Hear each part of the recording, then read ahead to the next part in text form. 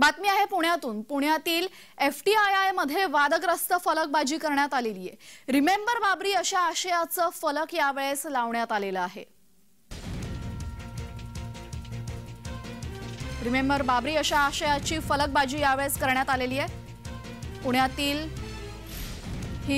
ही घटना आहे। पुण्यातील FTII मध्ये ही वादग्रस्त फलकबाजी करण्यात आलेली आहे। दरम्यान हिंदूंकडून हे फलक काढून जाळण्यात आलेला आहे। आपण बघतोय समाज माध्यमांमध्ये मुसलमानांकडून सध्या अशा प्रतिक्रिया येत आहेत। रिमेंबर बाबरी, आम्ही बाबरी विसरू शकत नाही, आमची बाबरी पाडली, हे आम्ही कधीही विसरू शकत नाही, अशा पद्धतीने अनेक पोस्ट व्हायरल होत आहेत। आणि या संदर्भात आता खुलेआम फलकबाजी सुद्धा करण्यात आलेली आहे। काल मीरा भाईंदरमध्ये प्रकरण घडलं, नुकतंच आपण बघितलं दापोलीमध्ये सुद्धा असं प्रकरण घडलेलं आहे। आणि आता पुण्यामध्ये तर थेट फलक लावण्यात आलेला आहे।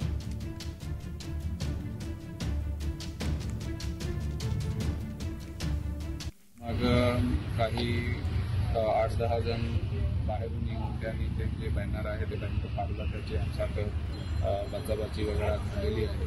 मग काही हातापाय झाले किंवा तपासाचा पुढे आहे, ते चालू आहे तपास।